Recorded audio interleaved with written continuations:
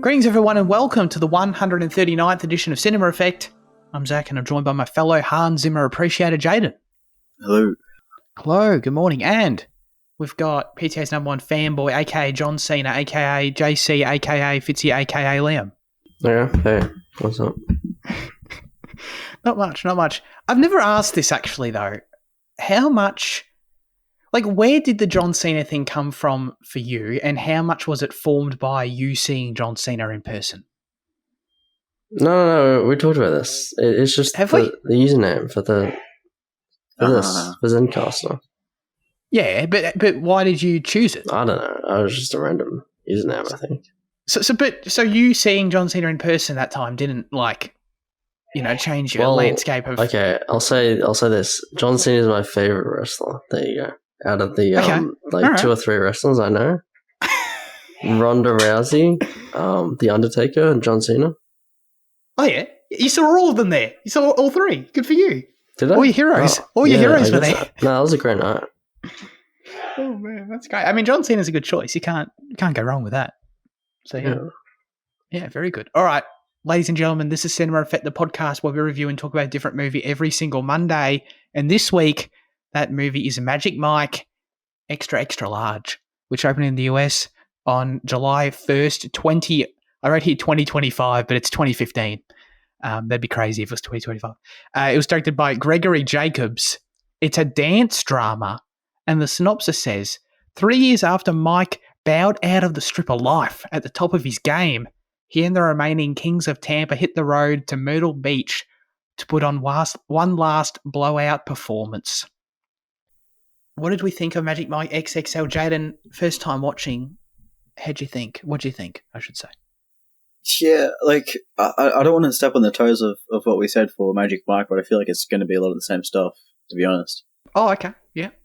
I probably like this one better. I think I had a better time, more of a laugh. Donald Glover was a fucking shock and a half. But no, it was a good little road trip movie, you know? Thank God there was no egregious yellow tones. I guess is the best thing I can say. Surprisingly so, actually. We'll talk about that. Yeah. No, I thought it was really cool. I think the realization of how they're all happy with what they do, but there's obviously something else I want to be doing. I think it's a really sweet story. Sweet. I don't know. 100%. Yeah, I think it's cool. Hell yeah, dude. Guys, I think I'm a Magic Mike fan. This I don't know, these movies are solid. I don't know, I'm frequently entertained by this movie in particular. It knows what it is and it nails it. So I thought it was pretty damn good. And I just never in a million years thought I'd be going into the 3rd movie of this franchise and be like, I'm actually excited to watch this. You know what I mean? I'm invested. I like this shit. It's cool. So yeah, no, I really liked it. Fitzy, what do you think on a rewatch? No, yeah, it's really solid. It's kind of less about the business side and more about the thing itself, I guess. And it's a more interesting exploration of that. And it's also got some, I would consider this better dance scenes as well, with better cinematography and that kind of thing. As you said, the first thing was just kind of filming a stage, and that was part of the aesthetic, was kind of filming this, this mid-tier kind of production. But this is probably just a better exploration of all this. So yeah, it's a good movie. Yeah, you guys are spot on. When I think Jane, you brought up, I think that you thought you saw somewhere that Soderbergh was saying that the 3rd one ends in a 30-minute dance sequence or something like that. It makes sense now, I think, after seeing the trailer as well. The fact that they're putting on an actual theatre production, I'm like, oh, okay, I can see this. Oh, what? So okay. Wait, is Magic Mike's Last Dance the name of the production in the movie? No, I think it's a different production, but I think he's choreographing it is what I got from the trailer. Oh, holy shit, that sounds awesome. By the way, okay. You watched the trailer as well, no? I didn't know. I put my cap over my face. I didn't watch it. You actually covered your eyes. Well, I did. Yeah, that's a bit embarrassing, I guess. Actually, now that I say it, but no, I just took note of it because, dude, this movie basically ended in a 30-minute dance sequence, right? Yeah, close to. It was just funny because I was just like, wow, that sounds bold if they do that in the third one. And then I got to the end of this movie, I'm like, oh, they've already done it. It's here. And as Fitzy said, we talked about how the first one, wasn't really directed in a way to really use cinema to elevate the dance sequences with the camera necessarily. So I was surprised also, talking about that whole last sequence, I was surprised to find this one didn't really either, actually. Like, not in the way I expected. I sort of, going in, just with some of the conversations we had last time, I sort of was expecting it to be taken to another level, cinematography-wise. And it wasn't really necessarily, but it doesn't matter because I found that final sequence feels so much grander anyway because story-wise, the stakes are much higher, I feel. Location-wise, you got that big, large set there, the staging of the room, having all the different acts around the room, just the way that was all laid out was really cool. Much more invested in the characters this time, which helps as they each get spotlighted. And it, I don't know, just made that all those things just made it feel a lot more significant and a step up in those ways. So that's why I was really impressed by that one. Yeah. I was damn entertained by all of them, though, I've got to say. Fitzy, did you any thoughts on that whole sequence? But did you have a favourite routine, maybe? Because it's a few choices. Well, the last sequence is really great. It's probably like one of the best like sequences in the thing in the two movies. Well, it is like the biggest, most obvious one, but favorite. I don't know. Do you have a favorite, Zach? Is that why you're asking? Do you have a favorite you want me to? I like the Tarzan's was a bit. Tarzan's was. It was. I mean, it was a bit mid. It was all right. I liked the frozen yogurt was pretty good. I didn't mind that. That was pretty good. Tarzan's was purposefully mid though, because he was having physical issues and stuff, so he couldn't do much because he had like a bad knee and stuff. Oh, these knees. Yeah. Absolutely. Yeah. I didn't actually. Yeah, that makes perfect sense. Is that a real life thing they had to write in for the actor? Yeah, Kevin Nash has got bad knees for sure. 100%. 100%. Dude. Yeah. So, no, the frozen yogurt, I feel like surely that wasn't the best one. Oh, no. It was goddamn whatever the one was with the gymnastic bar thing. The Marajon. That one. Yes. Yeah. Yes, that guy. Yeah, that was good. That was really good.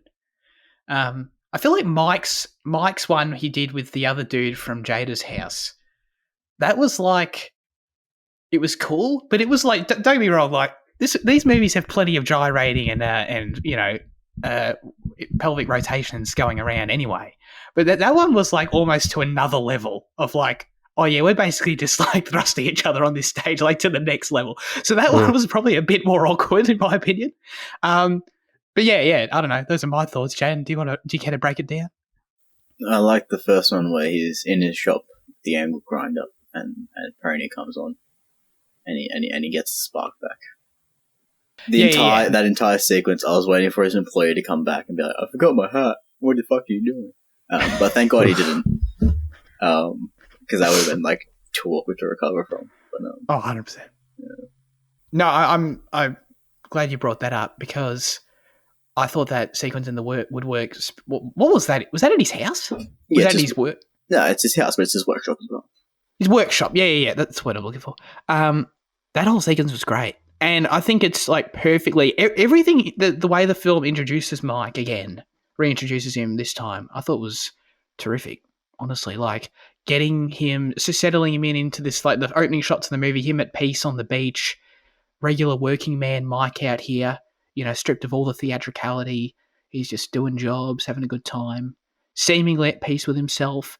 Then, goddamn, well, first of all, we see that he's broken up with what's-her-face. But then, as you said, Pony comes on the radio and he just can't help himself. It's great. He does a little sick little dance. Nature. Yeah. Absolutely not, 100%. He just loves it. He loves his craft. He's a goddamn dancer by trade. That's his passion. And I just thought, like, other than the fact it was like a super, when he did the little twirl around the pole, I was like, dude, that's pretty damn impressive. Of course, but yeah, I just thought it was like super immediately setting everything I needed to know right there about where this film was taking us in terms of, last time it was about getting out of the business bullshit with Matthew McConaughey and all that sort of side of it. But now it's like, it's about rediscovering the passion, why you do this stuff in the first place, and because you enjoy it. That's really a huge part of what the film's about, as you guys said already. So I think it set the stage really well with that. And it was just, I don't know, like the way it explores it throughout is really cool too. Like I really like the scene where Mike is trying to inspire it. It's only because I wrote it down. Richie is the guy. Is Joe? What's his name? Joe's character. Joe Manta. Deathstroke's character. Yeah. Deathstroke's character. Him like trying to inspire him to get something out of the act that he's passionate about, instead of just sticking with the same old routine, and doing it just because he enjoys it. So it comes from a real place. Is like surprisingly deep and really cool. I thought. I was like, damn, Magic Mike. Man, I feel, I'm not going to lie, I feel a little bit weird because I feel like no one else is walking out of Magic Mike analysing it like this. But for real, like, this is how I feel about it. Like, I just think I think it's pretty well thought out in a lot of places. So, I don't know. Was there anything about Channing's performance that stood out for you this time over the first movie, Jaden? Or did you maybe, I don't know, did you find Mike's role more enjoyable or anything like that? Because it is, I think it is quite different from the first movie in that respect, to counter what you said at the start. I don't know. It felt a bit more. Bit more Step Up.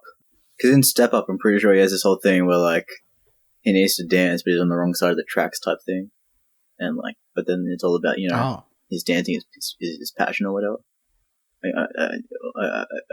I guess I don't know. What was the question? Yeah. I kind of missed it. Fuck, I don't know. I'm sorry. Just anything about Channing's performance that you enjoyed more this time than the first one? Or just Mike's character? Not that I enjoyed more. I don't know. I think I always enjoy Channing Tatum, I think. Oh, yeah. You can't go wrong. No, he's pretty solid. He's really won me over because I watched Dog recently as well. I know Fitzy did as well. And that it just... Like, he's really... I like never had anything against him before, but now I'm like really won over. And it made me just want Dog to be a Magic Mike movie, I just wanted... I mean, I feel like you just do some slight script tweaks, Fitzy, and like you can just make Dog a Magic Mike. It is already like a road trip movie. Yeah. With Tarzan. Yeah. As well. The character feels pretty similar. Yeah. So that'd be sick, I think. But that's the other main thing, is that how this movie in a lot of ways is, it's a road trip movie. It's bromance, the movie.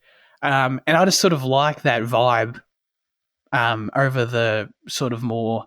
I mean, I like the first one, obviously, but I don't know, like in retrospect, it's funny in comparison to the first one, how much that one focused on sort of the more underworld, like drug stuff and drug money and the corruption, all that sort of side of the business, as you guys said already, like the business aspect.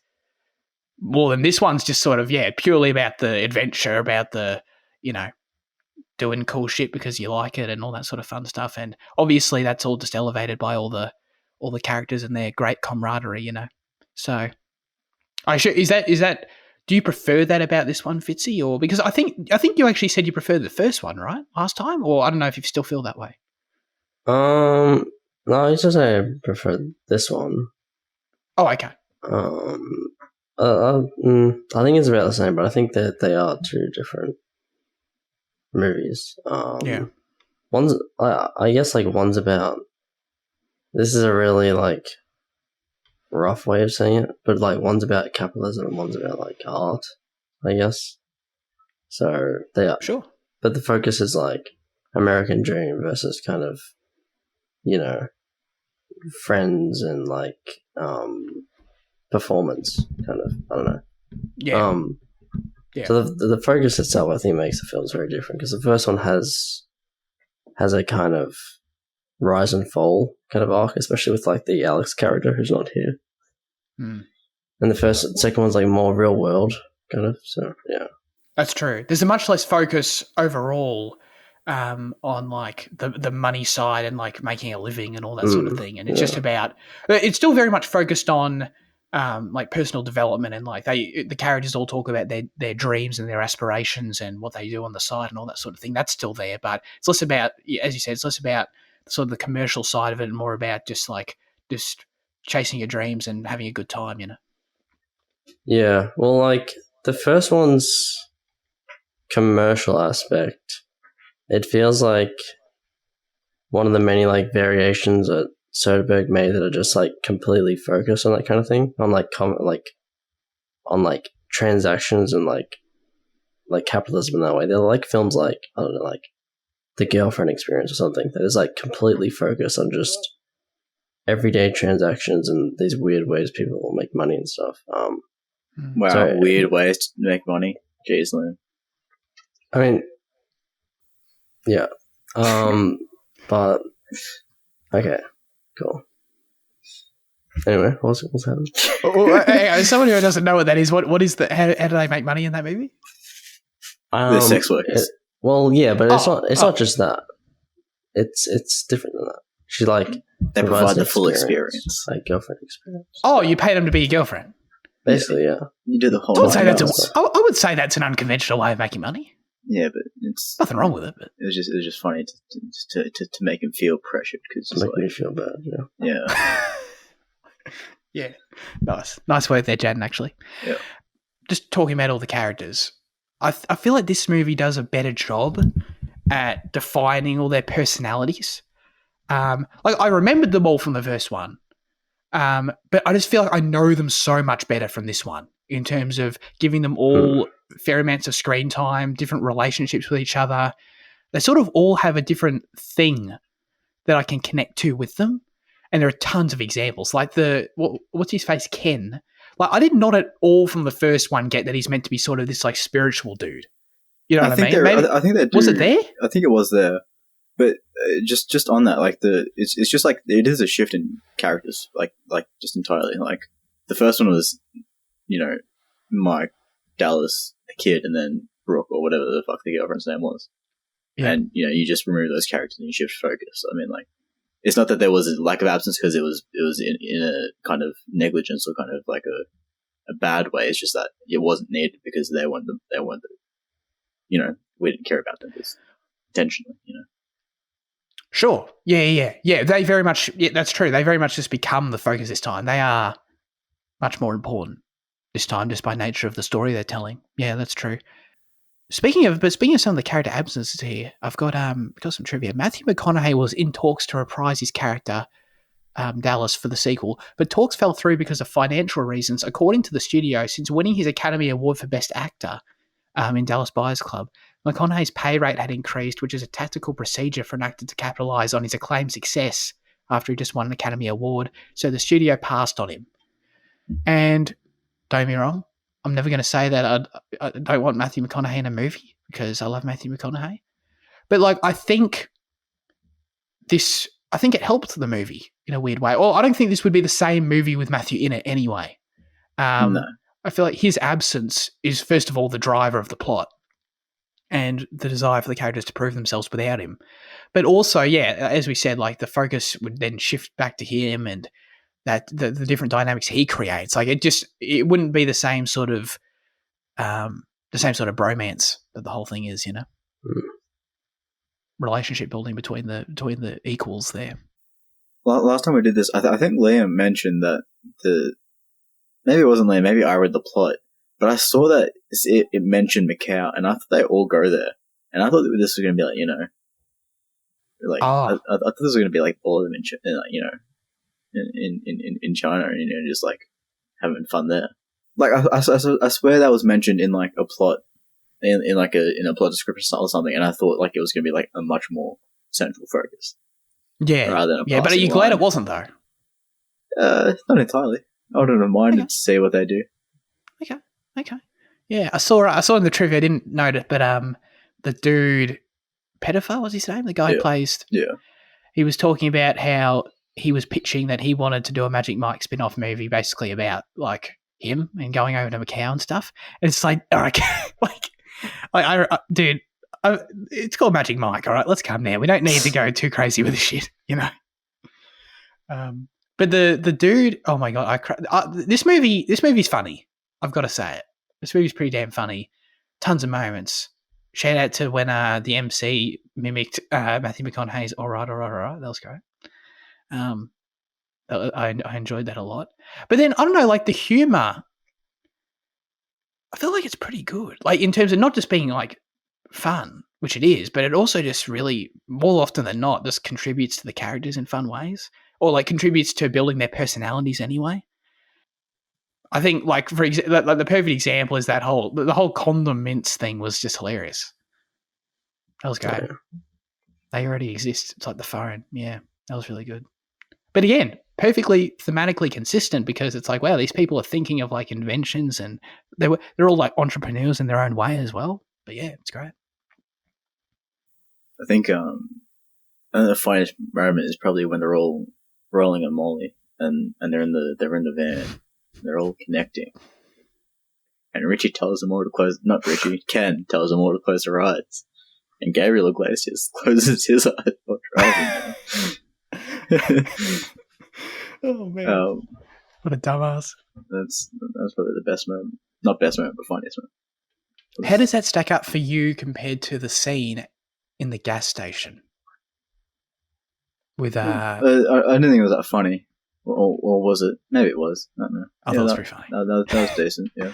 It was like the perfect mix of like, oh, it's just, dude, that's a great scene. It's just like hilarious and wholesome, and also like, I don't know. Yeah, it's wholesome. It's just super satisfying when she smiles at the end. It's like, oh yeah, this is great. I love this.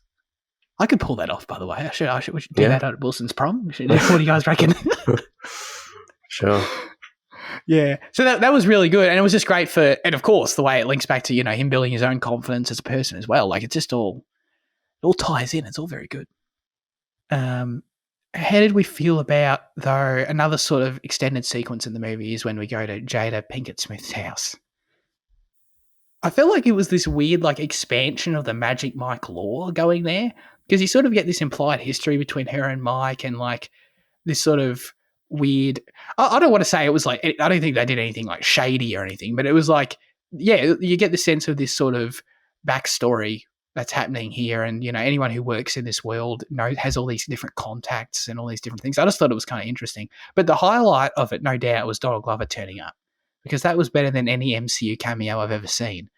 That did you guys? Well, Fitzy said it. Jane, did you know he was in this goddamn movie? Because it blew my mind.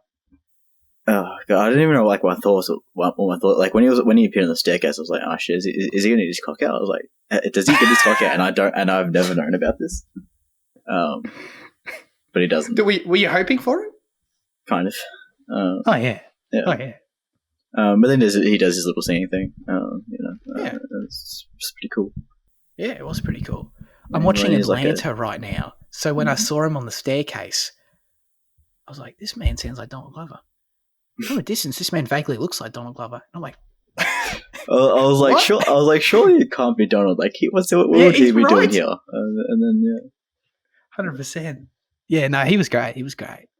And yeah, the chat he had with Ken in the car also was really good, I thought, when they were talking about their work and their music and all that sort of thing. That's, again, the film very consistent. You know what you're getting with it knows what it is, thematically. So yeah, it delivers again there.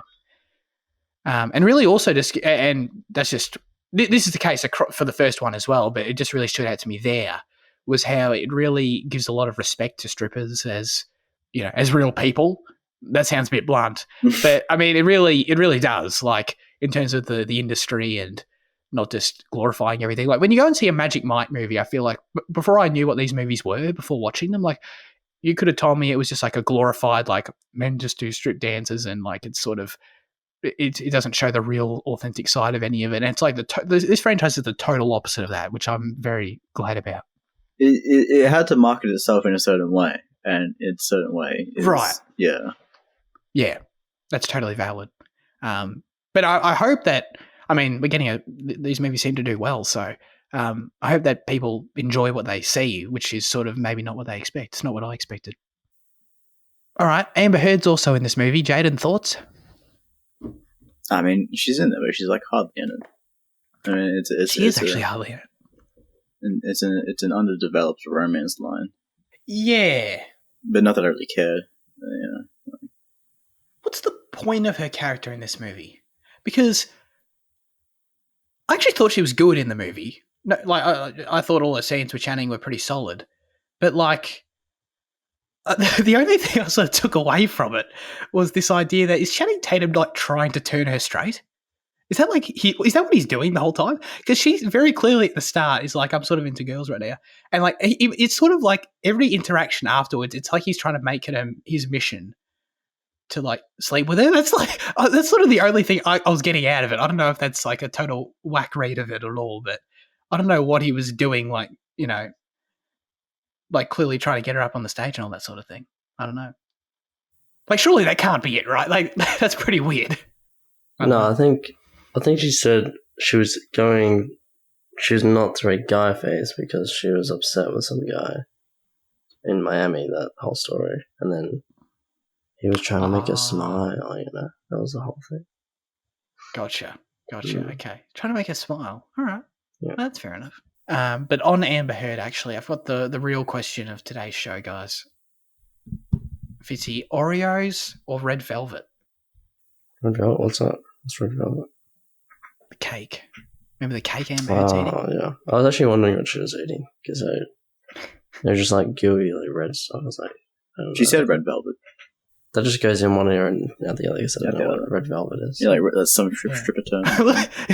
Gooey red stuff. Yeah, it's known as cake. I thought it might be jam or strawberry jam or something. So yeah, what's the answer? Oh, Oreos. Okay, all right, Jaden. Yeah.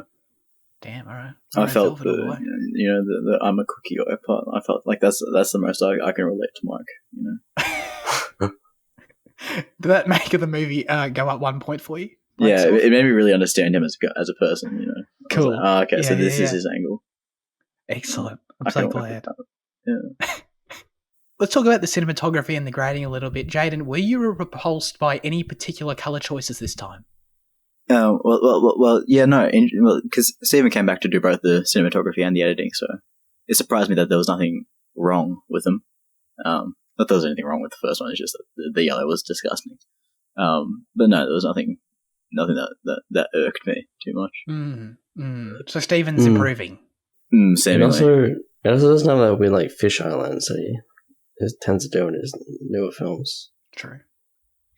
Huh? Yeah. Was that in the last one, or is that just applied to? It was in the last one a bit, yeah. Was it? Yeah, I got the trivia here that because I was very interested in looking this up after we had a chat last time about Soderbergh's role and everything in this next one. But the trivia says the first time Steven Soderbergh has been the cinematographer for a film he didn't direct is what the trivia said. But I then looked into it further. He also edited the film and was the executive producer, as the credits said. So he's on set there every day. He's shooting the film, producing the film. Gregory Jacobs, who Fitzy noted last time, sort of hadn't done much of note. But he is Soderbergh's longtime assistant director. And so they essentially switched roles. And the best reasoning I could find, it's sort of no one, I don't think any of them had talked about it publicly, but the best reasoning I could find was the idea that I think Steven Soderbergh had talked about he wanted to retire at some point, like sort of around this time, which clearly obviously hasn't happened. But he sort of, the idea that he wanted to take a step back and just let someone else take on directorial duties while he's still there working on the film. So basically, they just decided that they're essentially not one for one, but he'd let Gregory would become the director this time, and he'd shoot it, and they sort of just switched up the roles a little bit. But at the end of the day, this is still very much a Soderbergh film. I think it's fair to say, because his fingerprints are all over it. He's there. He was a huge part in obviously putting it together, all that sort of thing. So I think that's very important to note. That, and of course, I'm sure Gregory Jacobs as a filmmaker as well as very much working under Soderbergh for so long is probably incredibly influenced by him as well. So still very much I think it's fair to say this is a Soderbergh film, even though he may not have explicitly directed it, So yeah. I feel that. Important to point out, yeah. And so he's coming back for the third one in quotes, but he never left. This is always his. I think it's cool though that with that added context, like it becomes clear that this at the end of the day this trilogy is very much a Soderbergh trilogy at the end of the day too. It's not like, he left and came back or anything like that. Yeah. It's funny how like the final shot is like them looking at like fireworks. It's kind of like the Bellagio sequence in Ocean's 11. They look at the where they all stare at the water fountain. Absolutely. after the heist. Dude. Yes, Dude. true. That ending ruled.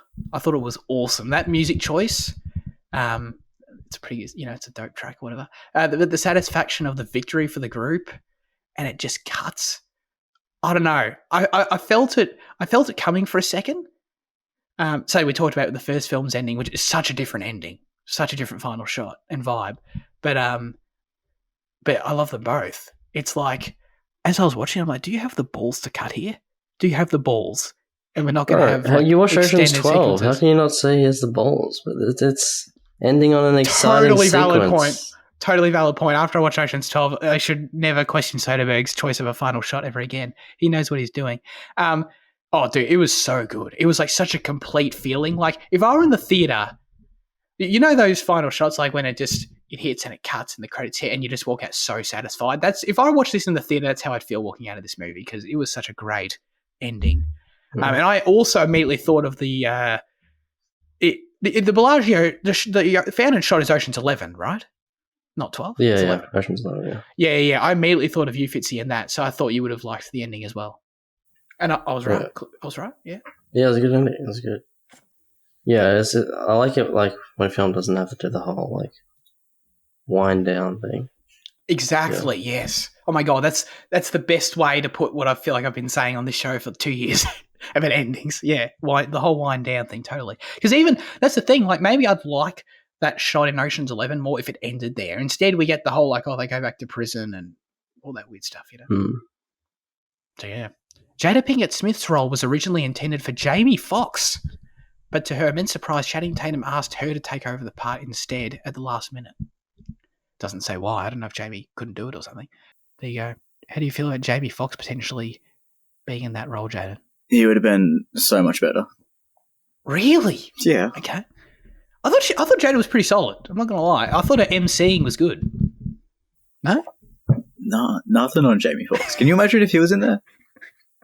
Oh, don't get me wrong. That'd be wicked. You just have to see him speak for a second. You're like, he has infinite more charm than, whatever. And like, and he's just a better actor person.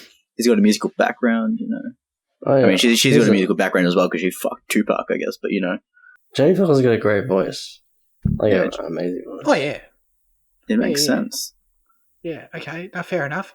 I'm all about the Jamie Foxx praise. Don't get me wrong. I just wasn't expecting the Jada hate so strong. I will say though, the scene where they throw his Mike's phone out the window, that was trash. Like if I were Mike, I would have just quit and the movie would have ended. I would have just walked off. That's unbelievable. Like I get it. I 100% get where Richie's coming from. Like being present, not being on your phone. 100% agree with him, right? But Mike's also a business owner. He's got shit going on. Just give him 5 minutes, dude. Just give him 5 minutes to finish up to get his affairs in order, and then he'll be good, right? Instead, he gives him like 20 seconds and then just piffs. I'm like, oh my god, triggered. Yeah. I hated him, Richie, for a few minutes, and then I had to come back around. Speaking of hate, I'm glad they resolved the Ken Mike dislike arc early, and it didn't persist for the entire film. Sure. Yeah. Was that a thing in the first one? No, Ken's mad at him because he left. That makes sense. I got a sense that Ken might have felt a bit challenged by Mike. Yeah, that's what I thought it was originally. But then, like when they opened up, when They hash it out. when they had that little beat off.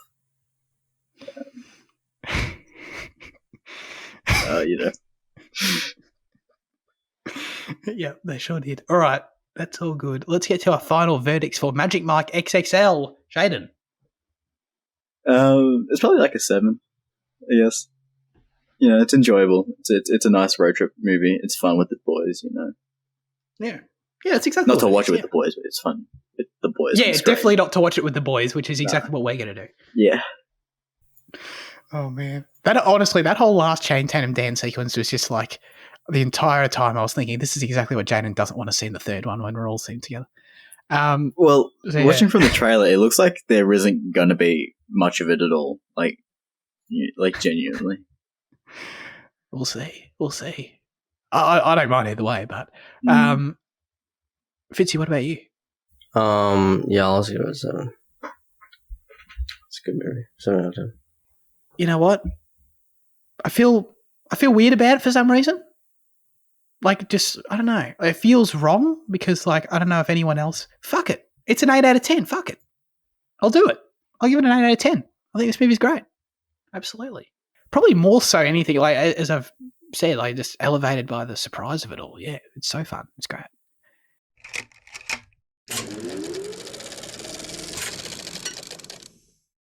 All right, let's get into news chat.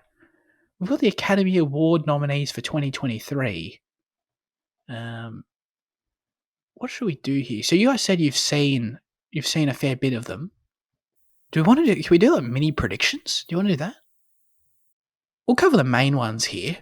Let's see how we go. We got actor in a leading role: Austin Butler for Elvis, Colin Farrell for The Banshees of Inisherin, Brendan Fraser for The Whale.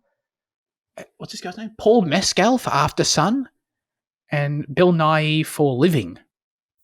I haven't seen any of these. Thoughts, anyone? So, you haven't seen any of these, really? Nah, yeah. I reckon Paul Mescal is one. Best actor. I reckon he's pretty popular. That's your okay. Interesting. That surprised me. That's an unconventional pick. You think this young bloke, hot on the scene, win a best actor? Hang on, this isn't the same guy we were talking about for Gladiator last week, was it? It is. Yeah. Oh, it is. I get you. Okay.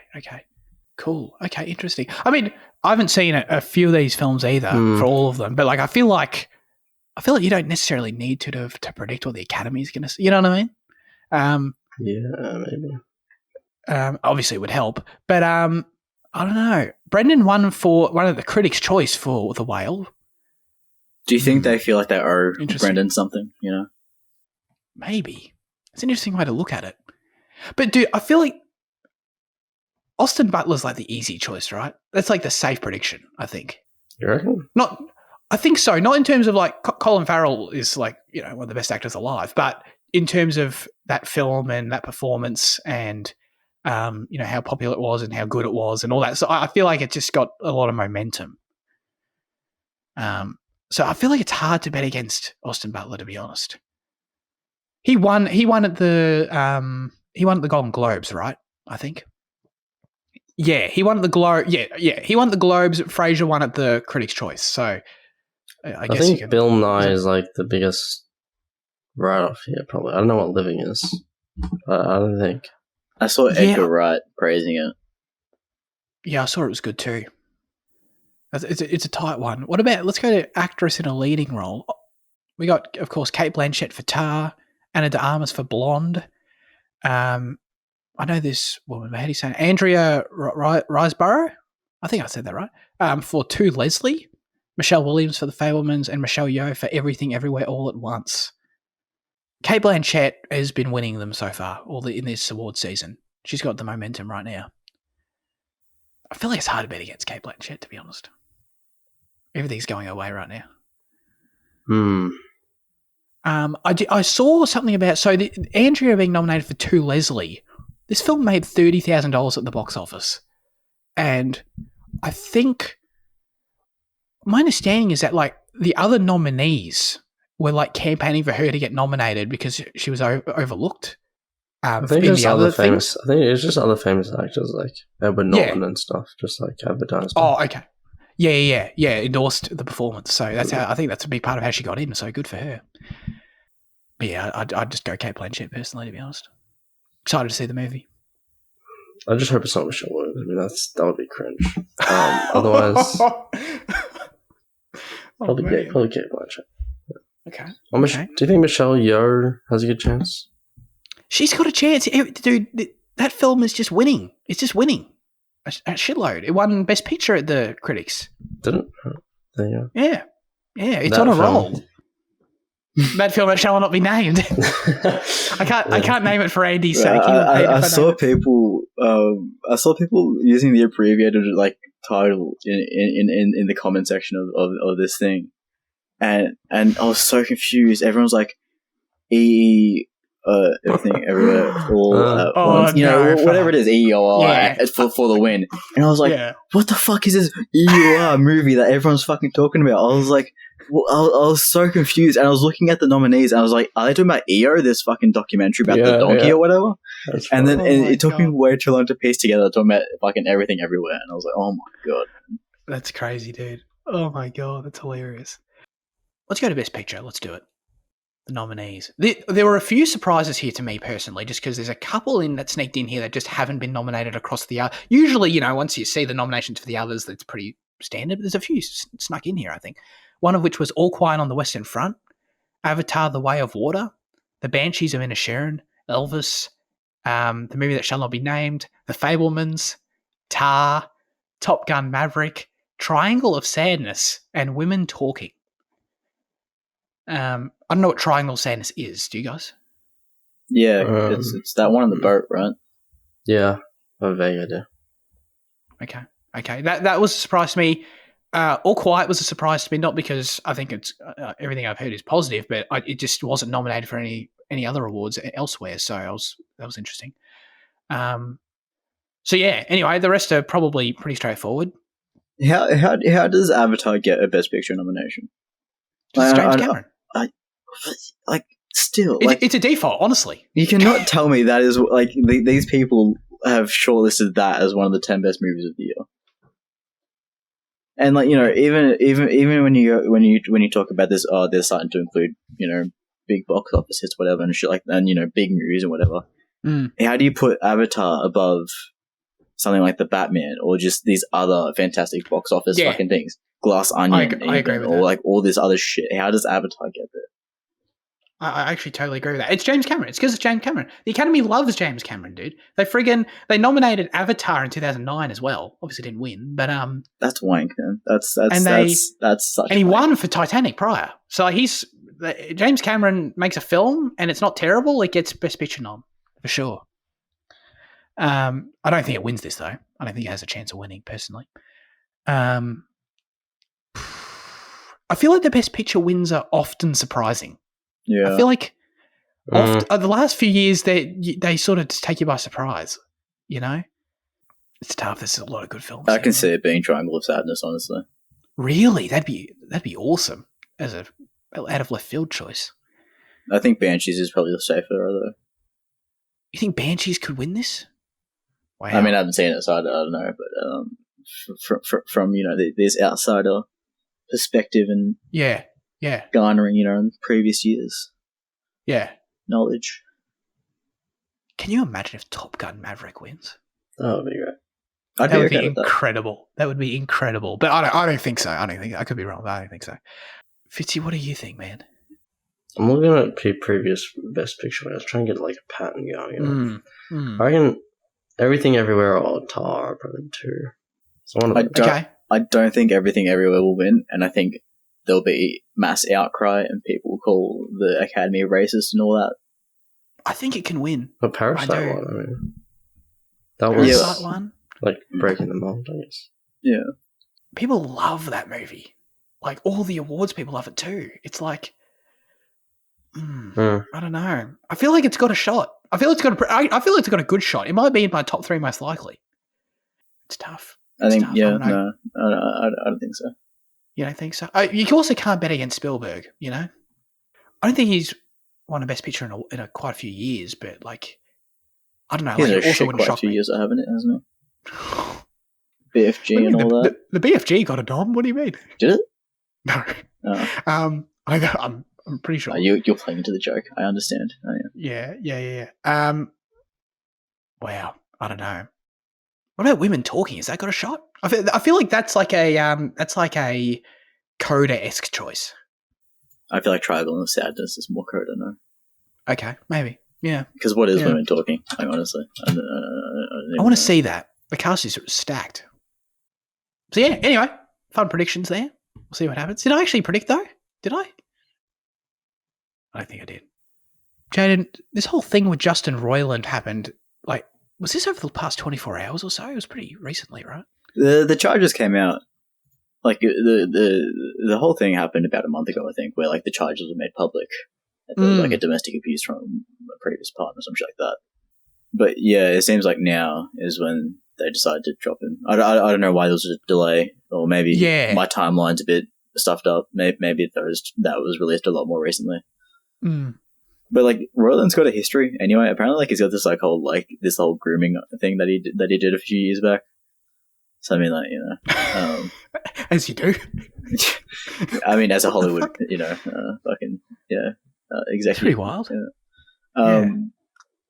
Yeah. So just despite him leaving, I read a report that said they do plan to do 10 seasons at the least.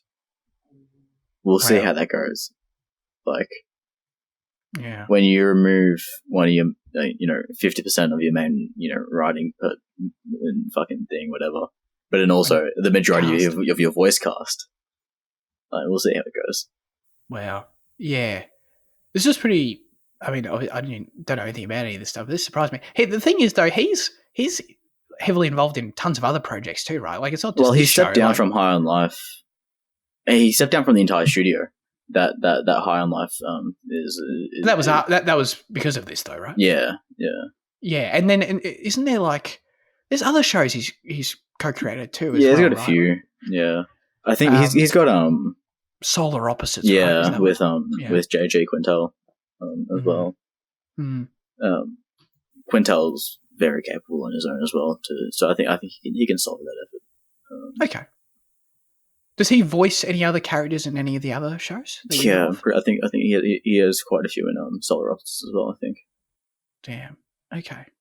If I were a fan of this stuff, I'd be pretty. I don't know. This would be big news for sure. It is big news, but I mean, to offer anyone who's upset or anything or is concerned, I don't know. I would say my wisdom would be at least it's not live action, and there are tons of talented voice actors out there. You know what I mean? Oh yeah. The thing is, I saw actually, I just put out. I saw a headline saying like Rick and Morty's cynicism could save it from this whole scandal, and like it very easily could. Like in terms of like people going into the next season being surprised by it's actually fine. Like no, everything's okay. As in like well, I haven't read the article, but like I like the way I interpret it was like the way that the kind of the self-deprecating jokes they can make and save it.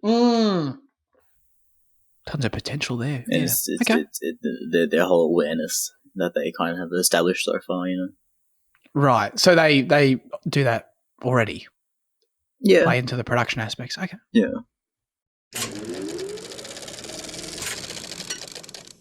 Now it's time for our highlights of the week. Fitzy, what have you been watching? I watched After Sun, which is pretty good. It's a movie about it's kind of a reflective movie about daughters thinking about the relationship with their dad from like the holiday they went on. And it's kind of,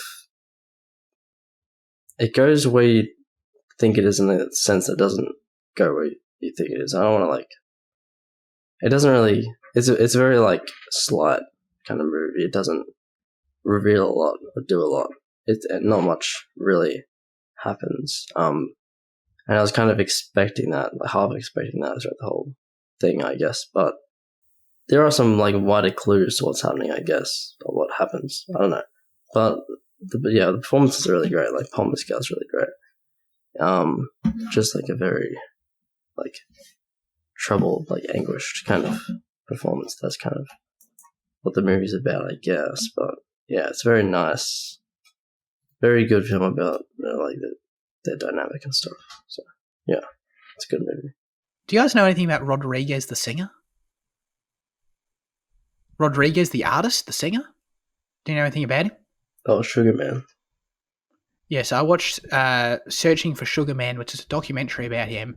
And I can't really say anything without spoiling it, and I also don't really have a ton to say other than it's awesome. Like, check it out. If you don't know anything about this guy and about this story, like, you should watch it. It's an interesting ride. It's actually, if you know about him, it's probably pretty useless to watch. But yeah, someone who had no clue and just clicked on it. Like, it was pretty awesome actually. Like, to be exposed to that story, and it was pretty wild. I thought anyway. So yeah, it was cool. Check it out if you don't know anything about Rodriguez. I recommend it. Jaden, what have you been watching? And please talk about Everything Everywhere All at Once. Haven't you guys already talked about it? Isn't that treading old ground? I want to know what you think, and I think Andy does too. I rated it higher than you guys, but I don't know if I've liked it if I like it more than you guys. Did you give it a 7? I give it a 7. Okay. The film's good, but it's like, look, it's everything everywhere, and it delivers on that promise. It's way too fucking much, for my little brain at least. Like it is just overwhelming and overstimulating, and just kind of info dumping, and kind of just regurgitating all this just stuff on me, and it is just too much.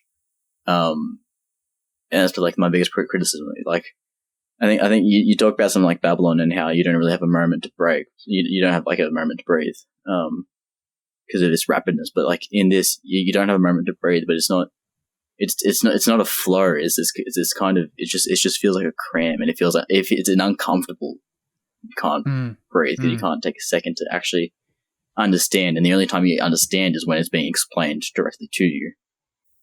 I do think it was fun though. I think, for me, I think the movie was saved a lot by the third act and the just the constant emotional kind of delivery that of each next scene.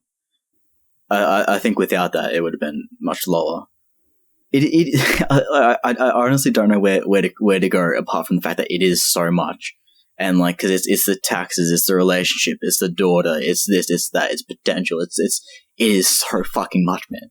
And obviously, you guys know that. And it is everything, everywhere, all at once. So it makes sense as to why it is so much.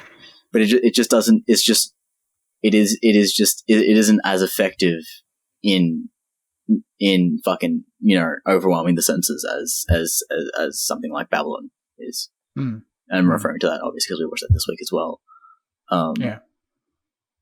But it did make me laugh once, maybe when they turned to rocks in the desert. That was proper funny. Oh, yeah.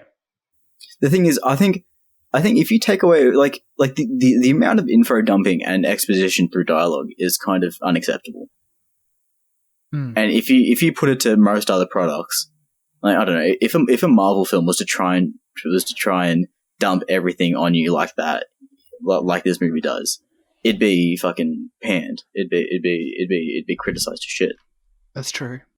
Like if a superhero product, like if WB was like, if something tried to establish a multiverse in one movie, it would be told, you're trying too much, and you're doing all this. You can't just dump all this. You need to take time. You need to take 4 movies. You need to take 8 years. You need to take all this. But this movie does it in under 2 hours, or is it over 2 hours? I don't know. 2 hours, we'll say, to be safe. And people love it for that.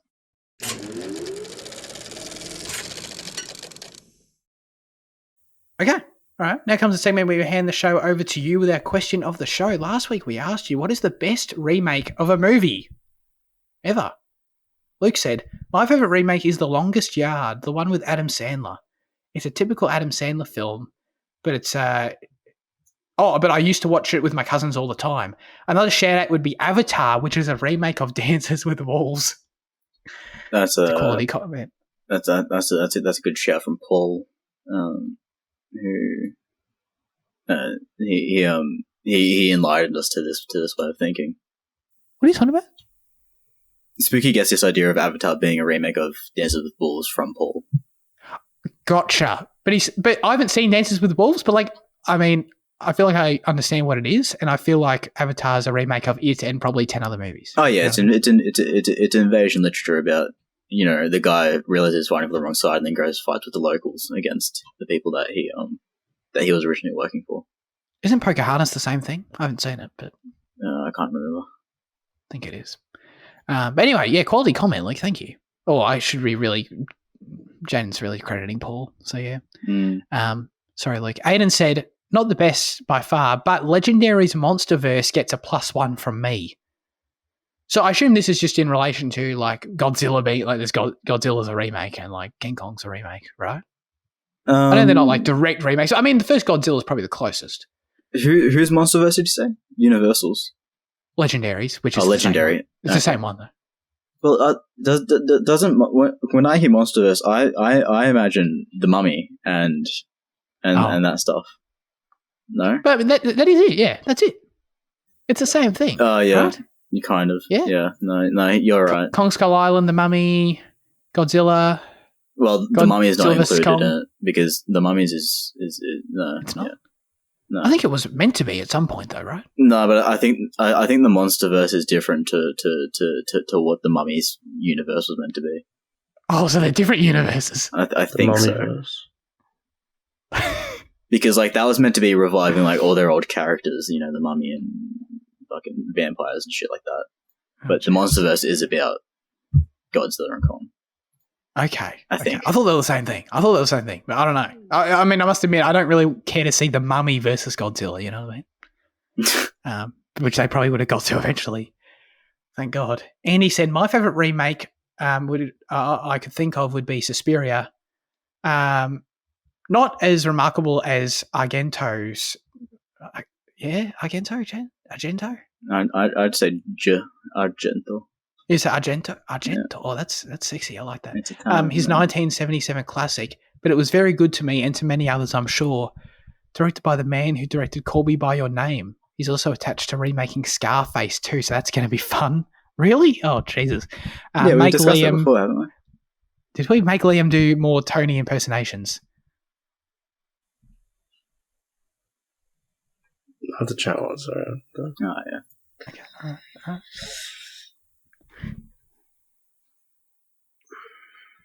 No, it's not going. Oh, for fuck's sake. Oh, my God. Sorry, man.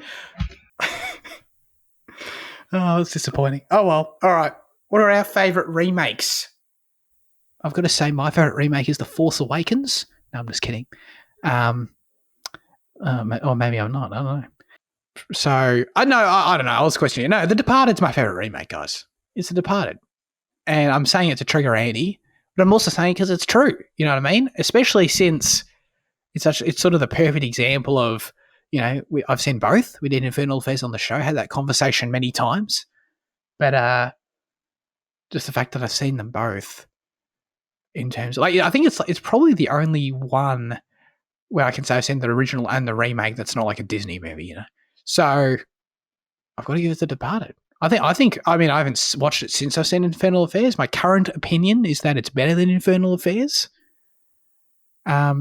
So yeah, it's a great movie. Infernal Affairs was good too. So I'm not hating. Don't kill me, Andy. All right, please. So yeah, that's my answer. Liam, what are you thinking?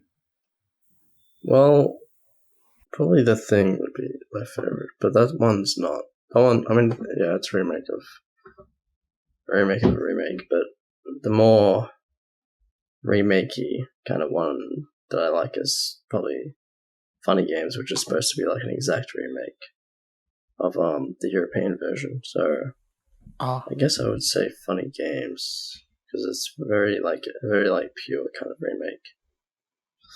So yeah, I think Haneke directed, because it was the same director. I think he did both. Yeah, which is like one makes it cool. kind of cool. That is cool. Games. That is cool. Could you say, by that logic, like Whiplash is a remake of the short film? Isn't it more of an extension? Well, you see, I have a question about this as well, because would you class the 2019 Little Women a remake? Because it's a remake of the 94 one, but it's also just adapting source material, you know? Yeah. Yeah, sure, I'd count it, sure. I get what you mean, and you could make an argument either way, but yeah, yeah. No. Well, I wouldn't. So that's why I agree with Andy. Andy's bang on. Thanks, dude. Yeah, Suspiria 2018 remake is phenomenal. Just genuinely just banging. Excellent. That's great. Wait, Fitzy, The Thing. Which one are you talking about? Are you talking about the Joel Edgerton one or the? No, the Carpenter one, John Carpenter one. John Carpenter's. So that's a remake of a film too. Yeah, from which is itself a remake, I think. So technically, there's fuck up. So there's been 4. No, I think The Thing from Another Planet was the first one, and then John Carpenter's was the second. I'm pretty sure. The Thing from Another Planet, I think, was a remake of another one, wasn't it? Oh my God. I don't know. I watched a Watch Mojo video about 6 years ago about this, and I'm pretty sure they said that there was 3. Can you imagine that if there were 4? Well, let's get to the bottom of this. Oh my God. Guys, I've just signed on to direct The Thing set to release in 2025. From another world, rather. Oh my god! All right, well, you guys do that. I'll get this outro out of the way. As always, we'd love you to submit your questions, thoughts, reviews for next week's film in the YouTube comment section. Send us a DM on Instagram or join the Discord server. This week, the specific question we'll be asking you is, who is the king of comedy? AKA, who is your favourite comedian of all time? Let us know. Let us know. Fitzy, are you ready to answer why we are doing that question? We're doing it because of the title of the movie that we're going to do next week, which is The King of Comedy, which is on Disney Plus. But isn't that a weird sentence, by the way? I still sometimes get weirded out by, like, you know what I mean? It's like Black Swan. Watch it on Disney Plus. You know what I mean? It's just weird to me. Yeah. I don't relate to it for this movie, but maybe other movies, yeah. Fair enough. And it's on SBS if you don't have Disney Plus. So you can have some ads in the mix too. Excellent. Yeah, if you prefer ads, of course, you can do that. Mm. I think the one I've been feeling it for recently is Atlanta. It's weird. Watch Atlanta on Disney Plus. Really? Oh yeah, 100%. Just like the language and the you know, the themes and stuff. It's like so like I feel like Disney be like, whoa, you know. But yeah, that's where it is. Okay, that's it for this week's episode of Cinema Effect. Thanks everyone for tuning in. We appreciate you. Appreciate Jaden and Fitzy being here as always. We'll see you all next time. Take care and goodbye.